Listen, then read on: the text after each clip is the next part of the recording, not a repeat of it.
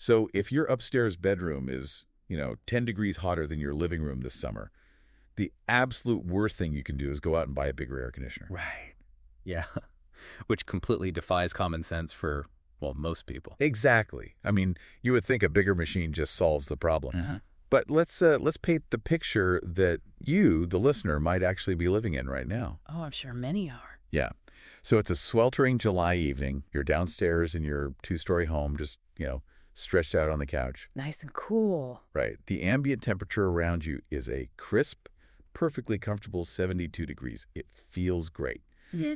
But directly above you, maybe you have a teenager trying to go to sleep, and they are absolutely sweating through their sheets. Just miserable. Yeah, their bedroom is hovering at this stagnant, stuffy 81 degrees. They've got like a box fan running on high. The windows are cracked open in this desperate plea for a breeze, and it's just awful. It's one of the most frequent and, frankly, most frustrating comfort complaints homeowners deal with across the country. And that is exactly what we're tackling in our deep dive today. We're going to explain the hidden physics of why your two-story home suffers from this severe temperature stratification during the summer. And, more importantly, we're going to debunk that incredibly common and wildly expensive myth that a bigger AC is the silver bullet. Right. And to do that, we have a really grounded stack of sources today.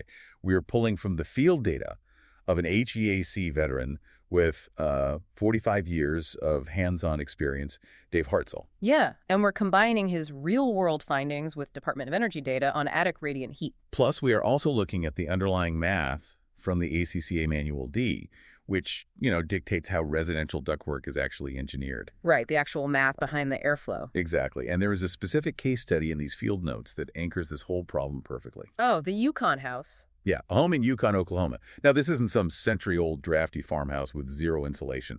This is a 2018 new-build home. Basically brand new. Right. And the homeowner has the exact 72-degree downstairs, 81-degree upstairs split we just talked about. Yeah. They've already had 2 different HVAC companies out to diagnose the system. And I bet I know what they said. Yep. Both companies offer the exact same quote. They said, your AC is struggling. You need to buy a larger capacity unit.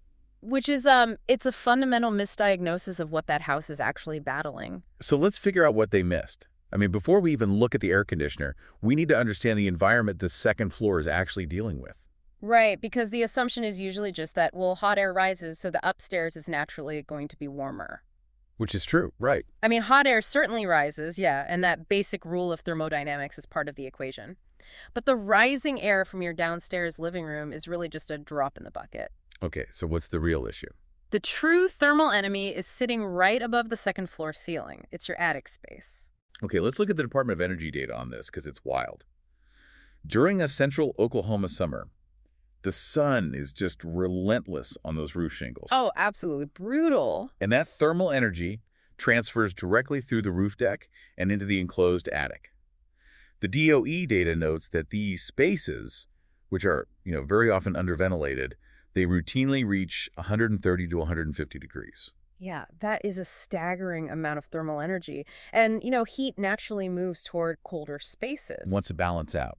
Right, exactly. It doesn't just sit there politely in the attic. That massive 150-degree heat load radiates straight down, pushing through whatever insulation you have, penetrating the drywall, and just radiating directly into the second floor rooms. Oh, man. So if you're sleeping in that upstairs bedroom, you're essentially sandwiched. Pretty much. You have the ambient heat of the house rising from below, and this 150-degree radiant oven pressing down on you from above. It's like being stuck inside a thermal panini press. Yeah, a panini press. That paints a very vivid, very uncomfortable picture. But wait, if I'm stuck in this panini press, and I have a central air conditioning system running downstairs, shouldn't that system be overwhelming the radiant heat? You'd think so, right? Yeah. I mean, why does the AC seem to just give up or ignore the second floor entirely? Well, the AC isn't intentionally ignoring anything. It's functionally blind to the second floor. Blind to it. Yeah. And this comes down to 2 major mechanical design flaws in how the vast majority of two-story homes are built. The first flaw is what we call the single zone problem. Meaning there is only one thermostat for the entire house. Exactly. Just one. And builders almost always place that single thermostat downstairs. Which I guess makes sense on paper, right? Oh, sure. The logic is that the downstairs is the primary living space where the family cooks, eats, hangs out during the day. But that thermostat is the sole brain of your HVAC system. Right. It only knows the temperature of the air immediately surrounding it in that downstairs hallway. Oh, I see. And the hallway downstairs doesn't have a 150-degree attic directly above it. It sure doesn't. So the thermostat reads a very comfortable 72 degrees, and it just shuts the entire cooling system down. Wow. Yeah, it is completely unaware that the upstairs bedroom is baking at 81 degrees. The system is doing exactly what it was commanded to do based on the sensible temperature downstairs. Okay, so the brain shuts the system off prematurely, I get that. But while the system is running, while that cold air is supposedly pumping, why doesn't the upstairs cool down at the same rate as the downstairs? That is a great question. Do the air currents just, get tired on the way up? Well, effectively, yes. And that brings us to the second mechanical flaw, which is hidden inside your walls. Okay, what is it? This is where the ACCA Manual D data becomes critical. Manual D is it's the mathematical formula that HVAC engineers use to size ductwork, calculate airflow, and determine how much resistance the air will face as it moves through the house. Because air moving through a pipe isn't a frictionless event. Far from it. In most standard construction, builders use a single massive trunk line to feed the whole house just to save on costs. All right, keep it cheap. Exactly. Now, the branch ducts that break off to feed your downstairs vents are relatively short. The air doesn't have to travel far at all. Makes sense. But the branch ducts that feed the upstairs, they have to snake their way across the basement or crawl space, up a vertical wall cavity, across the second floor ceiling, and finally down into the bedroom. So we're talking about dozens of extra feet of ductwork, plus a bunch of elbows and turns. Yeah, and every single foot of that ductwork, every single 90-degree turn creates friction.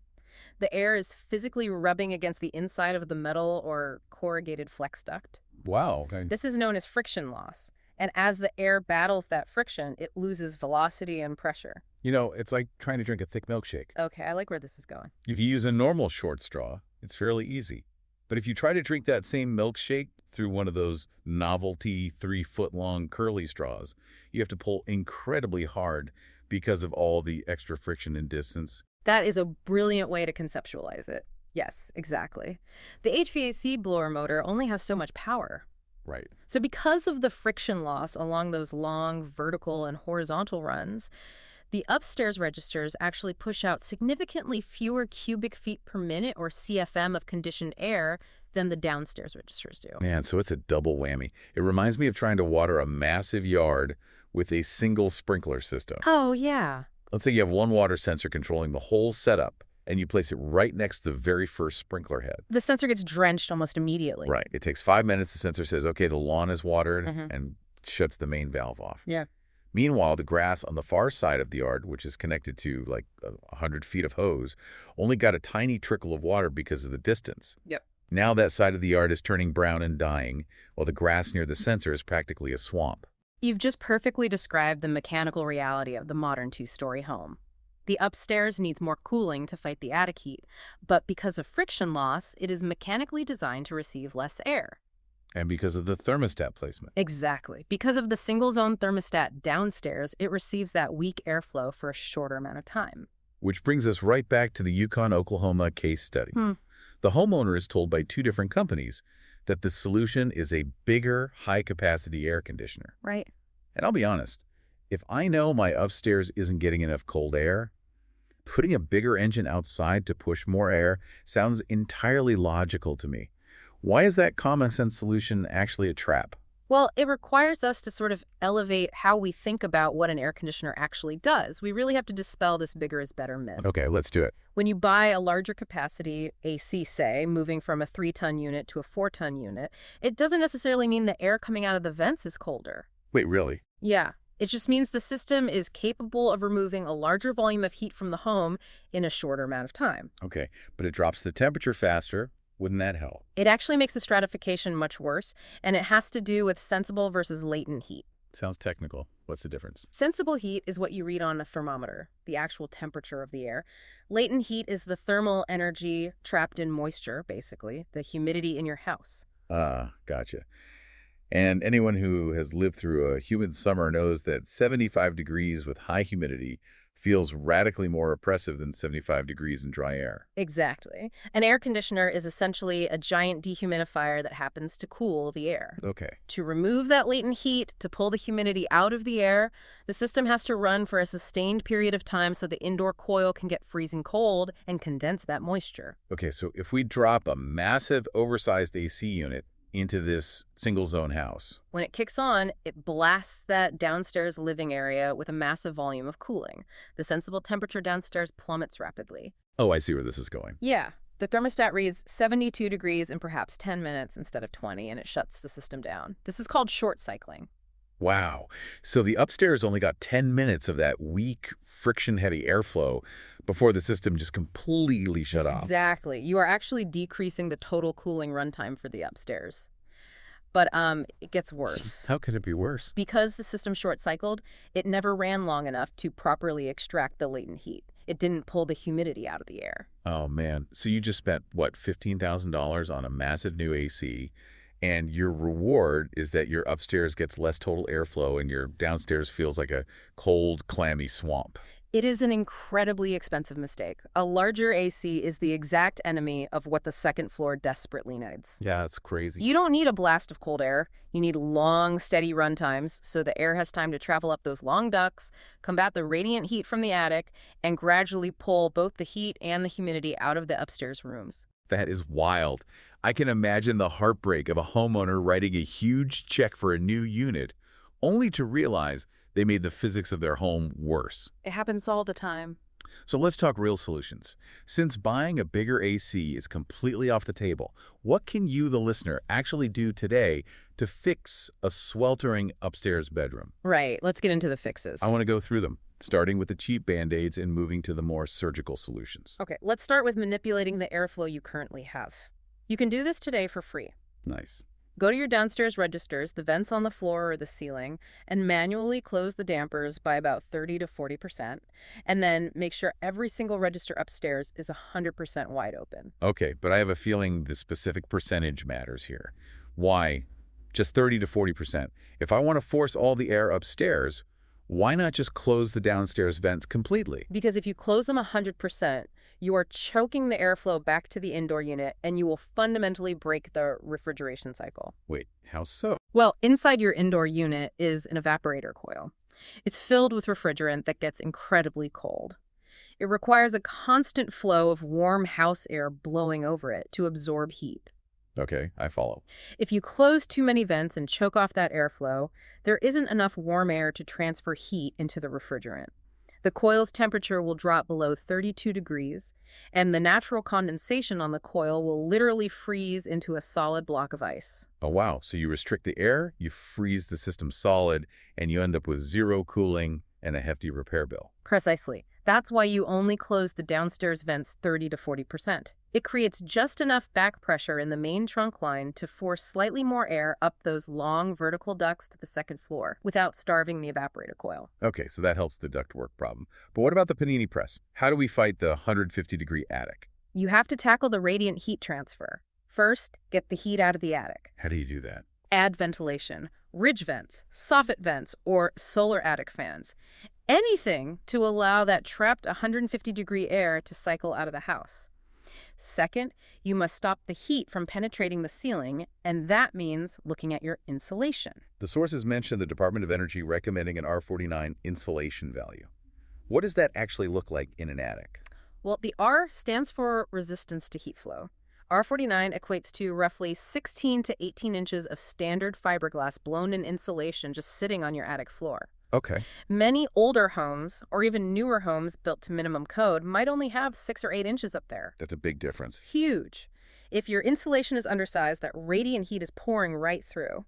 Beefing up your insulation is a highly effective, relatively low-cost way to block that thermal transfer. So we're managing the airflow, and we're putting a thicker shield between the bedroom and the attic. The field notes also mentioned a trick with the thermostat settings involving the fan. Yes. This one is very specific, but can be super helpful. Lay it on us. Normally, you want your thermostat fan set to audio, which means the blower motor only turns on when the AC compressor is actively running a cooling cycle. Right. But during the absolute worst part of the day, that hot, late afternoon window between 4 p.m. and 8 p.m. when the upstairs is just baking, you can switch the fan setting from auto to on. Okay, now wait. If turning the fan to on constantly circulates the air, mixing the hot upstairs air with the cooler downstairs air to balance things out, why wouldn't I just leave it on 24/7? It goes right back to the psychrometrics we talked about earlier, sensible versus latent heat. Oh, the humidity? Exactly. Remember that your AC acts as a dehumidifier. When it runs a cooling cycle, the cold evaporator coil pulls moisture out of the air. Right. When the cycle finishes and the outdoor compressor shuts off, that indoor coil is still sitting in the dark, and it's soaking wet with condensation. Oh, I see the trap. Yeah. If you leave your fan set to on all day, the blower continues to push unconditioned air over that soaking wet coil. It essentially evaporates all of that moisture right back into the ductwork and pumps the humidity directly back into your living space. Wow. You're literally paying electricity to undo the dehumidification work your AC just did. Yep. And your house will feel incredibly clammy. So, the fan trick is a tactical move. Use it strategically. Right. Use the on setting strictly during that 4 p.m. to 8 p.m. window to help destratify the air when the upstairs is at its absolute worst, but always return it to auto so the system can properly dehumidify it the rest of the time. That makes perfect sense.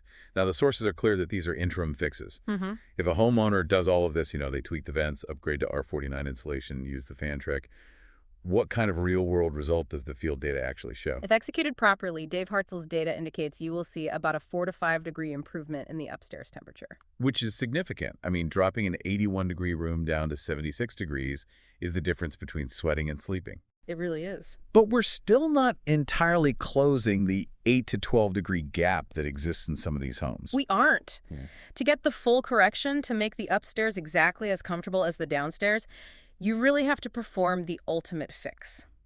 It's what the industry calls zoning. Ah, the surgical solution. Yeah. How does zoning fundamentally change the mechanics of the house? Zoning is a retrofit where an HVAC professional goes into your existing ductwork and installs a series of motorized dampers. What are those? Think of them as mechanical gates inside the ducts that can electronically open and close to direct air. And most importantly, they install a second thermostat upstairs. Oh, so you are finally giving the second floor its own brain. Yes, exactly. You eliminate the single zone problem entirely. The upstairs thermostat strictly monitors the upstairs environment. When that radiant heat pushes the upstairs to 75 degrees, the upstairs thermostat calls for cooling. The system turns on. The motorized dampers automatically swing shut to block off the downstairs ductwork, and 100% of the system's cooling capacity is forced up through those long vertical runs to the second floor. Because it overcomes the friction loss. Mm-hmm. All the pressure is suddenly routed to one place. Yes. It cools the upstairs until that specific zone is satisfied, independent of whatever is happening downstairs. It fixes the structural flaw on day one. But this is a mechanical retrofit. I mean, what kind of investment are we looking at here? The field data notes that retrofitting a two-zone system typically costs anywhere from $2,500 to $4,500, depending heavily on how accessible your ductwork is. Which, to put it in perspective, is just a fraction of the $10,000 or $15,000 a homeowner might waste buying a bigger AC unit that would actually make the problem worse. That is the crucial takeaway here. It is about applying the correct investment to the actual mechanical flaw. And we really need to highlight where this invaluable field data comes from. Mm-hmm. This isn't just theoretical modeling. This is deeply practical, real-world application from Dave Hartzell of Hartzell's Heat and Air, based in Kingfisher, Oklahoma. Yeah, he is a NATE certified master, which, for those unfamiliar, is essentially the highest board certification standard in the HVAC industry. He's been diagnosing these exact airflow and stratification issues for 45 years. And if you happen to be in their central Oklahoma service area and you are dealing with this exact panini press situation we've been talking about, they actually offer free estimates on zoning retrofits to figure out if it will work for your layout. That's fantastic. Yeah, you can reach them at 405-375-4822 or check out the specifics at hartzellsheetair.com. Having localized expertise that understands both the climate and the structural physics of these homes is invaluable. Absolutely. And if there is one thing you take away from this deep dive, let it be this. If your upstairs is significantly hotter than your downstairs, your AC capacity is almost never the problem. You have an air delivery and thermal boundary problem. It is your ductwork friction, your lack of zoning, and your under-insulated attic causing the pain. The fix must be targeted specifically to those areas. It's all about working smarter and not just throwing a bigger, louder machine at a plumbing problem. Exactly. And that leaves me with one final thought I want you to mull over today. Okay. If the standard single-zone HVAC system is so fundamentally mechanically flawed for two-story homes, if it physically cannot overcome the friction loss to deliver comfort to the second floor, think about the immense amount of energy and money we are collectively wasting across this country. Oh, it's staggering. Think of millions of homes drastically overcooling their downstairs living spaces, cranking the thermostat down to 68 or 66 degrees just to force a tiny bit of extra cold air upstairs so the bedrooms are barely tolerable for sleep. Yeah, it's a massive waste. It really makes you wonder, are modern building codes, which fully allow and endorse these single-zone, single-trunk designs in two-story homes, actually setting us up to fail from the moment the foundation is poured? That is a great question. It's definitely something to think about the next time you hear that AC kick on while you're sweating upstairs in the dark.